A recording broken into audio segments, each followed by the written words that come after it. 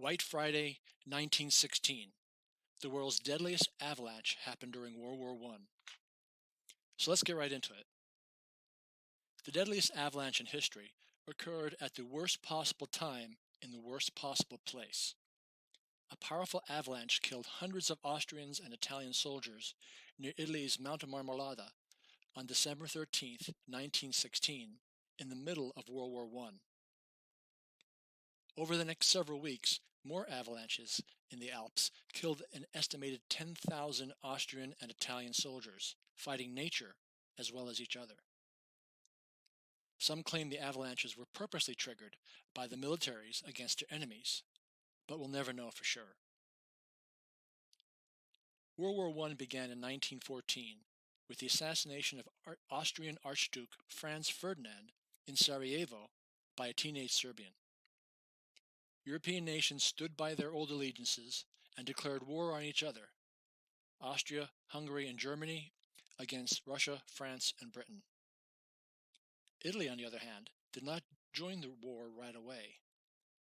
According to the 1882 Triple Alliance, Italy, Germany, and Austria-Hungary were allies.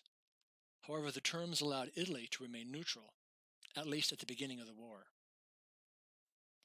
As the fighting continued into 1915, the Allies began to woo the Italians into joining their side. The lure for Italy was the promise of Austro-Hungarian lands, specifically the Italian-speaking Tyrol region in southwest Austria. After 2 months of negotiations, Italy finally stepped in, declaring war on Austro-Hungary in 1915. The border and front was located high in the Alps, where pitiful soldiers would fight for the next 2 long years. In the spring of 1916, the Austrian army swept south through the mountains in a major offensive. Had they reached the Italian plain, they could have marched on to Venice and encircled much of the Italian army, breaking the long stalemate. But the Italians were ready, marched north, and stopped them in the Alps. In any battle, the side with the high ground has the advantage. So each side tried to climb higher and higher into the Alps, dragging along their heavy artillery with them.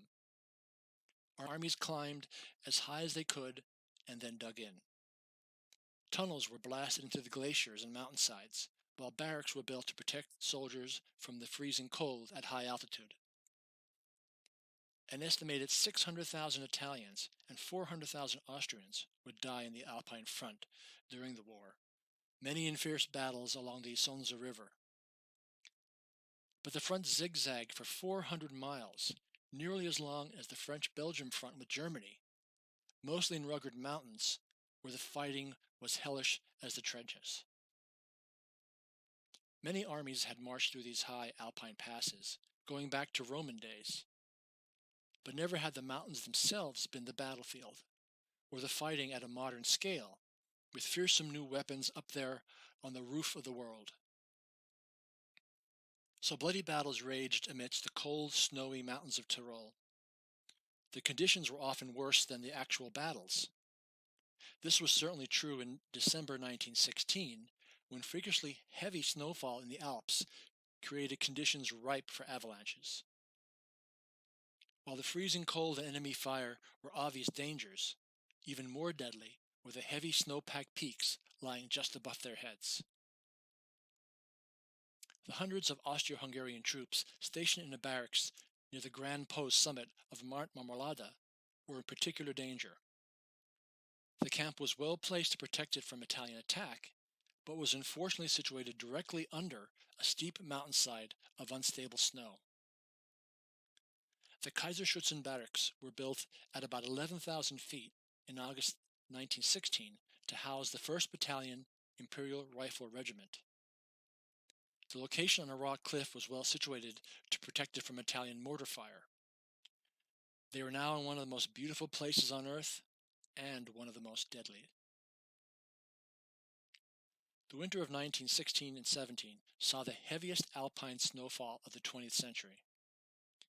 One gauge recorded 56 inches, 143 centimeters just that winter. This created conditions ripe for avalanches. At the start of December, the snow was 8 to 12 meters, 40 feet deep at the summit. The Austro-Hungarian commander, Captain Rudolf Schmid, could see this through his binoculars and was well aware of the danger his company faced. He wrote to his superior, Field Marshal Ludwig Göninger of the 60th Infantry, requesting immediate relocation farther down the mountain. His appeal to evacuate was denied. During the next 8 days, even more snowfall fell, downing telephone lines and leaving each border outpost stranded without supplies or a means of communication. Then on Wednesday morning, December 13th, 1916, at 5:30 a.m., a massive rumbling woke the sleeping soldiers in their darkened barracks. A few might have recognized the sound and had a second to shout, "Lawine!" But that's all the time they got. An avalanche of over 200,000 tons, 1 million cubic meters of snow, ice, and rocks plunged down the mountainside. The wooden barracks, packed with groggy soldiers, was crushed under the weight of the avalanche, burying the 332 occupants.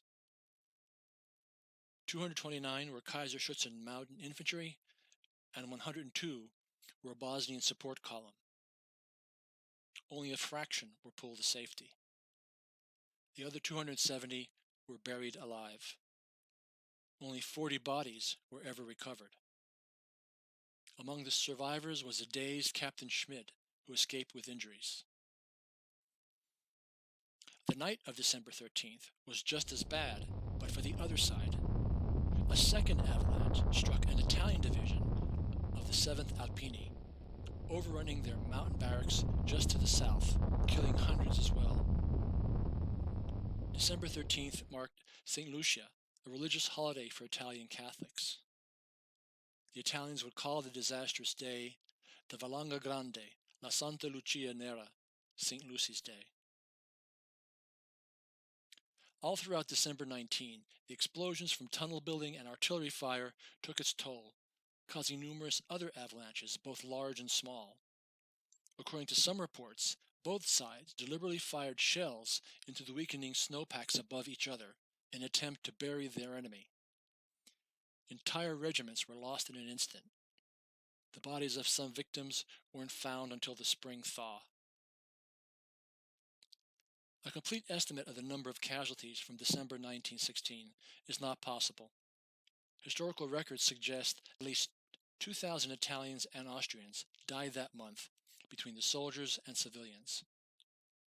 Though the avalanches started on Wednesday the 13th, the term White Friday was used to describe the disastrous series of days that followed.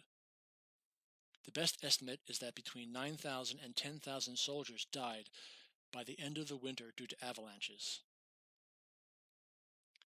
The destruction of World War I is overwhelming. 9 million dead overall, 21 million wounded. Trench warfare, the so-called no man's land, and the futile frontal assaults took their toll. Against this, the mountain war in Italy was a series of smaller battles. In sub-zero temperatures, men dug miles of tunnels through glacial ice. They hung rope ladders up rock faces to move soldiers into higher and higher peaks, then hauled up an arsenal of heavy artillery, machine guns, flamethrowers, and the deadly mustard gas. The Avalanche, or White Death, killed thousands. Yet the Alpine War remains one of the least known battlefields of World War I, overshadowed by the terrible trenches of the Western Front. Deadly fighting continued into 1918, with a total of 12 battles fought in this frozen terrain, mostly in the Tyrol area near the Isonzo River. When World War I finally ended, at 11 p.m. on the 11th day of the 11th month, November 1918, the remaining tired and cold troops from both sides slowly climbed down the mountains for their homes, leaving their equipment and graves behind. Altogether, White Friday caused the most deaths by avalanche in our world's history to date.